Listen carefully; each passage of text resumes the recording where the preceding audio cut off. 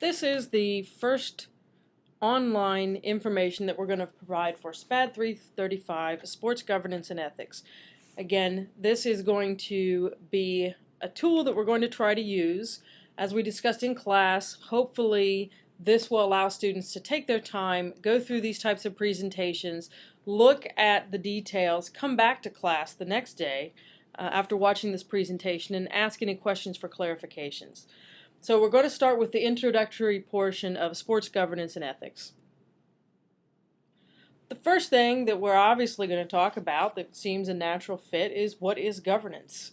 If this is part of this class, the first part of it is sports governance. What does that mean?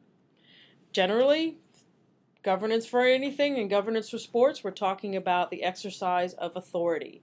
When you're talking about sports, who has the authority to make the rules, to hand down the punishments, to determine who is eligible for what types of competition? The organizations that are responsible for that have governance authority. So they are exercising their authority in governing their sport. It occurs mostly on three different levels. You're going to get, obviously, the local. When you think of this, think something like a high school association. The Ohio High School Athletic Association deals with high school athletics on a local level. When you're talking about the national level, this could be something like the NCAA or the NFL. When you're talking about the international level, which is the third level of governance, then you're going to talk about something like FIFA or the IOC, which is the International Olympic Committee. Various other organizations exist that fit each of these examples, but hopefully you understand and you can think of many organizations on the local, national, and international level that are responsible for the governance of their respective sport.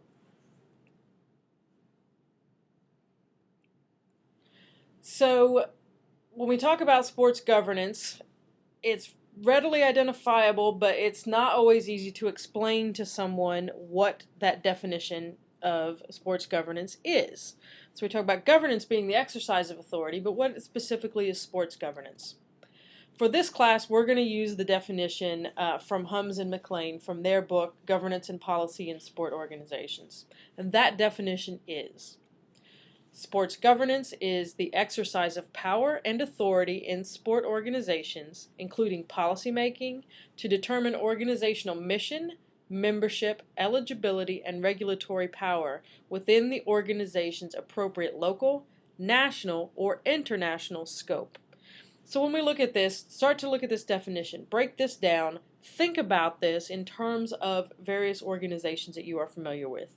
An obvious one, let's say, being the NCAA, right?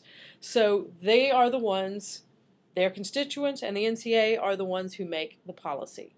They are the ones who have determined what is the mission of the NCAA. You can go to the NCAA site and look that up. Who are the members? Who is eligible for membership? What is their appropriate level of scope as far as their regulatory power? So when you start breaking down this governance definition or sports governance definition, you can easily take this and associate it with organizations you're familiar with in the sports world. Let's talk about what an organization is. Keep mentioning sports organizations or sports entities. What are they? In order for there to be governance, there has to be some type of an organization that is doing the governance or that is being governed. What is it that defines an organization? What are the traits that make up an organization? We're going to look at 8 of them throughout here. We'll list the 8 here, and then we'll talk about them individually in the following sequence of this presentation. First thing is identity. Second, program of activity. Third, membership. Fourth, clear boundaries. Fifth, permanency. Sixth, division of labor. 7, hierarchy of authority. And 8, formal rules and procedures. So again, next slides, we're going to talk about each of these individually. But these are the 8 attributes of an organization, or the 8 traits of any type of organization.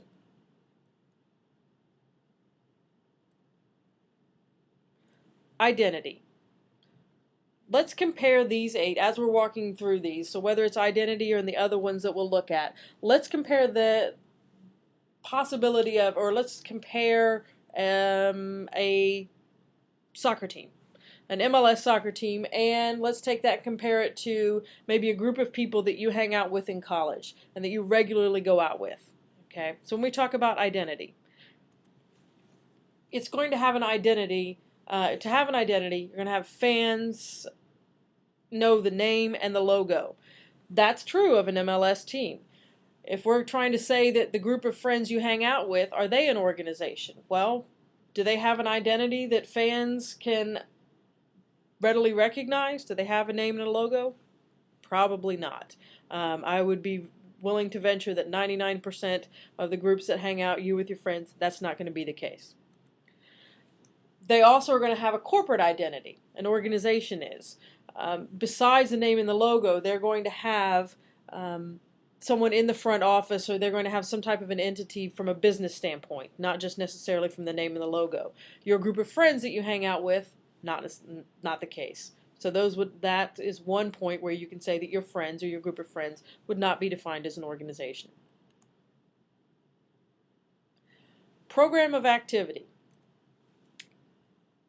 An organization is going to have goals and objectives that it is seeking to accomplish. Maybe you and your friends also have goals that you're seeking to accomplish. But are they related to the organization's mission? Well, if your group of friends, if you don't have a mission that you've established as an entity or as a group, we're saying you're not an organization. So while you may have a program of activity, objectives that you're seeking to achieve, whether it's to see a movie or what have you, they are not related to your organization's mission because you don't have a mission. An MLS team obviously is going to have that. So it's going to be a little different when you look at those two, hence why MLS is an organization. Membership. You're going to have established, consistent, and published rules. Okay, so your group of friends, yes, you might have the same ones that you hang out with, but do you have rules for your group outside of maybe having a rule that someone has to be the designated driver? If you're going out with friends, you probably are not going to have some type of established, consistent rules that everyone has to follow in order to be involved with your group. Clear boundaries. Okay, we know who is on the roster of an MLS team, whether we're talking about the Galaxy or whomever. That there are established rosters or memberships, and that they are public. So if someone says, I play for the Los Angeles Galaxy, that's easy to determine. So again, while your group of friends, they might say, well, I hang out with these people. How easy is that to determine? Do you have a public roster that says these are the friends who belong to this group? Probably not going to be the case. Permanency. Members may change, but the organization is always going to be the same. Let's take an MLS team. Whether David Beckham is on there or not, that team is still the same. The Boston Celtics were the Boston Celtics before Kevin Garnett got there. They were the Boston Celtics before Larry Bird and Kevin McHale got there and played back in the 80s. There is permanency to the organization, to the entity. The members fluctuate, they may change, they may be traded, they may retire, they may just simply quit, but that organization is there. With your group of friends, there may be people that you add in periodically for new people who join your group, but it's not like the entity is going to remain the same once you leave the University of Charleston and no longer have that group to spend time with here on campus or in the city. Division of labor. There are organizational charts that are established. Okay, there are specific positions that someone is this department's leader or someone is the president of the organization. For your group of friends that you're going out and spending time with, you're not going to have those organizational charts that you have established. There are departments, there are jobs, and there are specific responsibilities that are created within a sports organization or any organization, and someone is responsible for those jobs. There are different people assigned to those roles and to those tasks. Not the case with your group of friends who are going out. Again, the one exception might be if someone is assigned to be the designated driver, but depending on the activity, you may not even need a designated driver. So that's not going to be a consistent piece with a group of friends, but it will be a consistent piece with the sports organization. The hierarchy of authority. It's very clear who reports to whom for what tasks. That's not the case with your friends. Someone may take the lead on certain activities if you're going whitewater rafting. Someone else may take the lead if you're organizing dinner and a movie. With a sports organization such as an MLS team, it is very clear who is the director of marketing, who is the VP of sponsorship, who is the VP for personnel, who is the event manager. So it's very clear of that who has authority over whom. And the people at the top are responsible for the people and their actions who are at the bottom. They're responsible for those who report to them. You're not necessarily responsible for any of your friends' behavior. Lastly, there are formal rules and procedures with an organization. They have bylaws, they have operations manuals, they might have what we call SOP or SOG, which are standard operating procedures or standard operating guidelines. They have constitutions. All of these are going to have been created. They're going to tell the member organization and other organizations, they're going to explain how does it work? How is it going to operate? Your group of friends does not have any type of bylaws or constitution that says in order to be a member of this group of friends, here's how you have to operate. That's not going to be something that you're going to have in writing. Let's move on now when we talk about regulatory power, okay, for a governance organization. What is regulatory power? They have the ability to enforce their rules or to punish members who don't follow the rules. One that's in the news right now that we hear about, let's talk about the NCAA. If they're punishing somebody because they are enforcing rules that were not followed, NCAA guidelines. It might happen with the NFL, with Commissioner Roger Goodell. He might enforce certain rules that are out there or punish someone for breaking rules that the organization has agreed upon. Again, members agree to these rules. It's not like they didn't know what they were when they were going in. It was very clear. They had a heads up, definitely, before they ever joined an organization as to what the rules were. Let's talk about the 5 R's of governance. Okay, those are going to be regulations. Regulations are systems. They report to the organizational governance structure, the constitutions, legal control mechanisms, and event selection criteria. Codes of eligibility, conduct, and ethics. Okay. When we talk about the 5 R's, the first one is regulations. We are going to next talk about the remaining 5 R's are rules, rankings, records, and results. So again, we're going to go through each of those, but the first one of these is regulations. Each one of these is important in order for an organization to be able to operate successfully. So each one of these R's plays a part in how the organization is going to run and whether or not it's going to be successful. Rules. Rules are, we're talking about systems that report technical rules for the officiating and management of the respective sports competitive events. Okay, so if you are FIFA, you are the ones who are determining the rules of what the technical rules for officiating and for what it is that's going to happen in an event or in a soccer match. Same thing for Major League Baseball or various other entities. They are the ones who are going to determine what the technical rules are. Rankings. An organization is going to report what team or athlete, based on the results, is in numerical order from first through whatever it is that whatever number they deem appropriate for their rankings.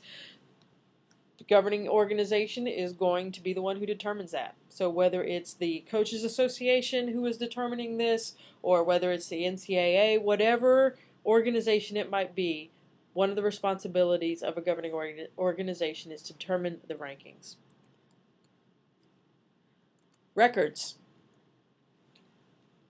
The governing organization is going to keep track of what the best performances are by an athlete or a team, whether it's for a competition or whether it's within a certain time period or whether it's overall. So when we hear all of these statistics, let's take when the Florida Gators won 2 national championships in basketball back-to-back, when they were saying, well, this is the first time that a team has ever had the exact same 5 starters on both championship teams. Somebody has kept a record of that at the NCAA. That's an example of a record. When we talk about somebody breaking a scoring record or an assist record in basketball, somebody is keeping track of those. And the somebody, in this case, if it's an NCAA record, it's going to be the NCAA keeping track of that. Lastly, we're going to talk about results. The results are the final outcome, the final statistics from a competition.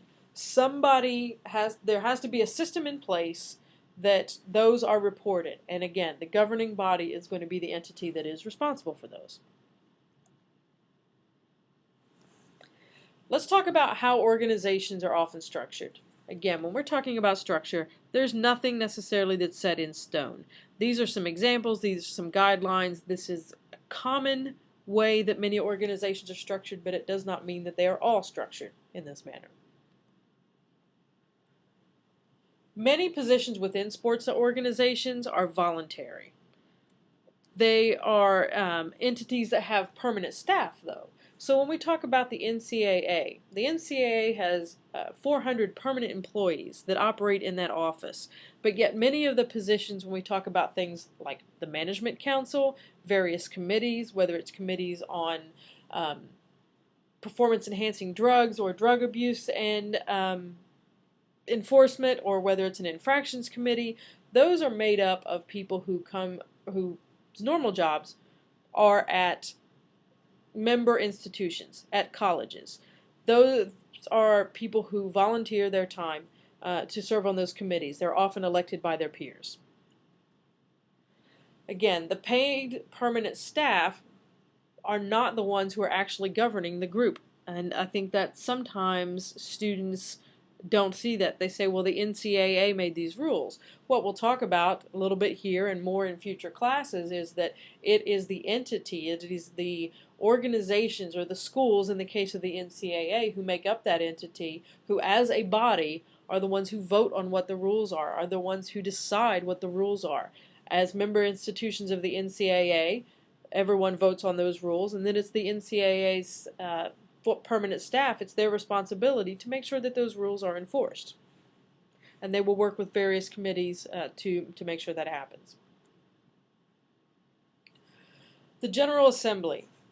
This is the main governing body usually for most institutions. This may also be called the General Business Meeting or the Congress of an organization. They usually meet annually. They may meet more, but it's usually once a year. If you think about when is the NCAA convention, when is the AFCA, which is the American Football Coaches Association, how often do they meet? It's usually in January. The Soccer Coaches Association is usually in January. The WBCA, which is the Women's Basketball Coaches Association, they meet once a year. It's a General Assembly, and that's going to be during the Women's Final Four, which is usually the first week of April. This body is usually going to have president, vice president or presidents, a secretary, and then several permanent committees that make up the General Assembly.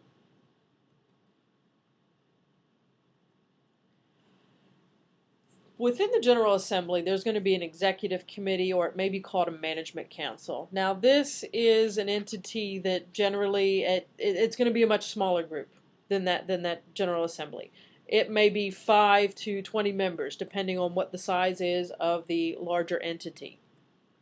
It's chosen from the members of the General Assembly, and this is the group that creates the items that the General Assembly is going to vote on.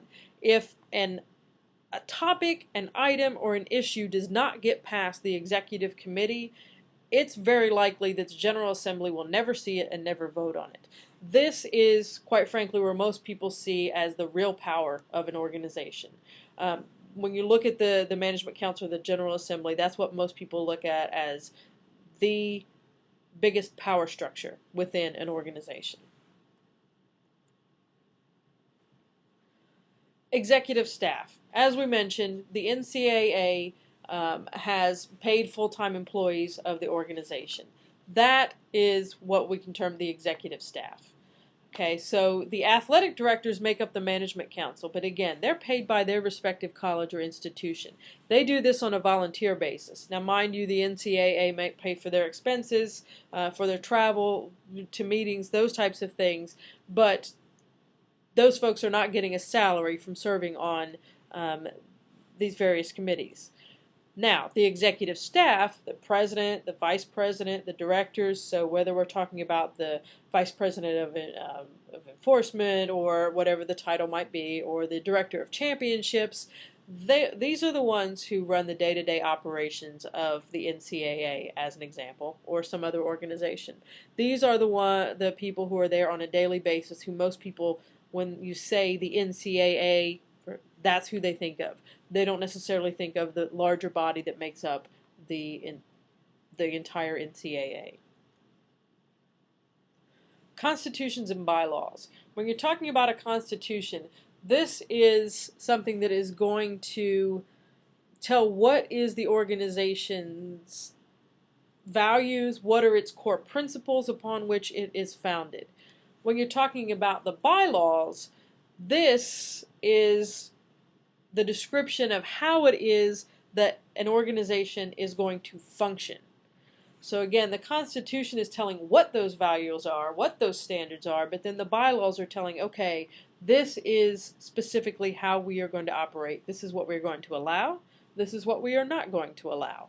And some of these may be incredibly intricate. If you've ever seen the NCAA manual, as far as what institutions have to follow, it is several hundred pages long. But there are maybe others that are not that detailed or not that complicated, and those are things that we will discuss in the future. What does it mean as we move forward in the governance of various organizations? Is it about creating more rules? When you look at the NCAA manual, I'm not quite sure how many more rules can be created that people are expected to know and to operate by.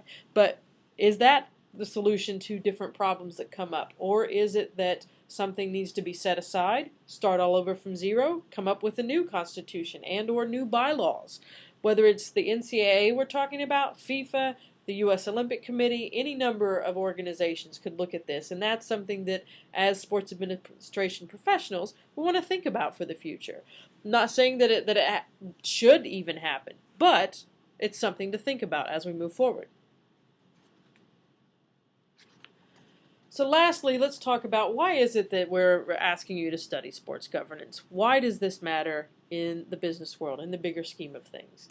Well, you're going to work with any number of different organizations and any number of different roles, depending on what it is that you want to do once you graduate from school and you move forward in your career. It's helpful to you if you know how each one operates and where the power structure is. Where is that seat of power, so that you know, okay, this part of the organization is who is going to make the decision, or this part of the organization is the one that is controlling over the bid process, let's say, for a World Cup. Within FIFA, there are different entities that control those pieces and parts. You could very well be working on a bid committee, whether it be for the Olympics, for the World Cup, for the Asian Games, Commonwealth Games, any number of things. You need to be able to look at organizations and judge which ones are run similarly, which ones are completely different in the organizational structure, in the way that they go about managing their operations on a day-to-day basis. All of these are important things that are going to matter to you no matter what area you work in, whether you're working in marketing and sponsorship, event management, finance. They're all important parts of knowing where to go, who to talk to, what to do when you're working in the business world. So this concludes this first one. We've kind of gone through this very, very fast, very quickly, but hopefully you've got a very high level introduction into what sports governance is and why it is that we're asking you to study this. We'll talk in more detail in class, we'll be able to answer questions, and we'll be able to go through each one of these aspects on an individual basis. So please, after you watch this, make sure to prepare your questions for class, and I will see you on Thursday and we'll discuss this in more detail. Thanks.